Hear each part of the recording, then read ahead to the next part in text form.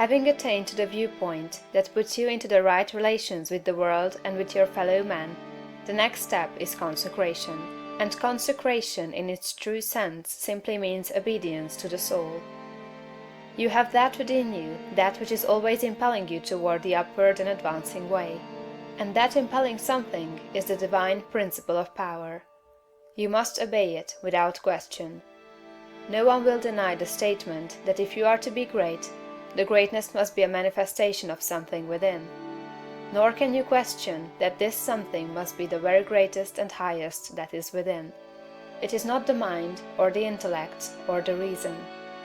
You cannot be great if you go no farther back for principle than to your reasoning power. Reason knows neither principle nor morality. Your reason is like a lawyer, in that it will argue for either side.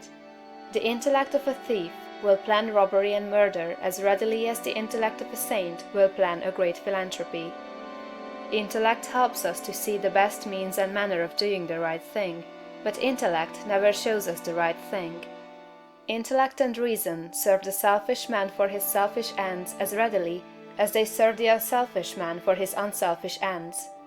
Use intellect and reason without regard to principle, and you may become known as a very able person, but you will never become known as a person whose life shows the power of real greatness.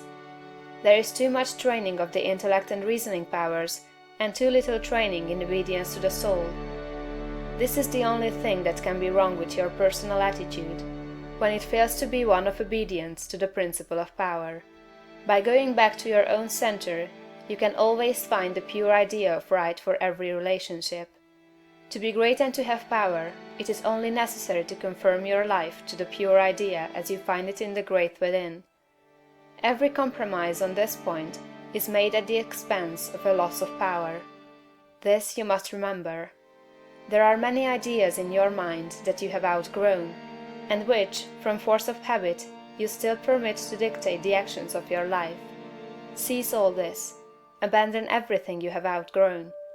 There are many ignoble customs, social and other, which you still follow, although you know they tend to dwarf and belittle you, and keep you acting in a small way. Rise above all this. I do not say that you should absolutely disregard conventionalities, or the commonly accepted standards of right and wrong.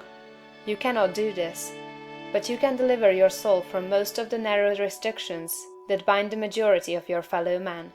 Do not give your time and strength to the support of the obsolete institutions, religious or otherwise. Do not be bound by creeds in which you do not believe. Be free. You have perhaps formed some sensual habits of mind or body. Abandon them. You still indulge in distrustful fears that things will go wrong, or that people will betray you or mistreat you. Get above all of them. You still act selfishly in many ways and on many occasions. Cease to do so. Abandon all these, and in place of them, put the best actions you can form a conception of in your mind. If you desire to advance, and you are not doing so, remember that it can be only because your thought is better than your practice. You must do as well as you think. Let your thoughts be ruled by principle, and then live up to your thoughts. Let your attitude in business, in politics, in neighborhood affairs, and in your own home be the expression of the best thoughts you can think. Let your manner toward all men and women, great and small, and especially to your own family circle, always be the most kindly, gracious, and courteous you can picture in your imagination. Remember your viewpoint. You are a god in the company of gods, and must conduct yourself accordingly.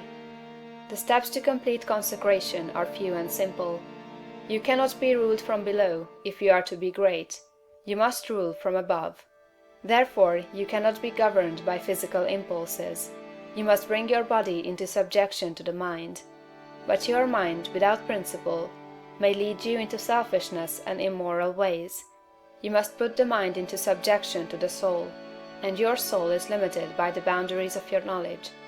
You must put it into subjection to that our soul which needs no searching of the understanding, but before whose eye all things are spread. That constitutes consecration.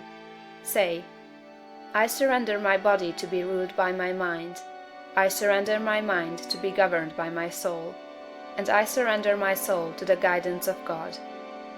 Make this consecration complete and thorough, and you have taken the second great step in the way of greatness and power.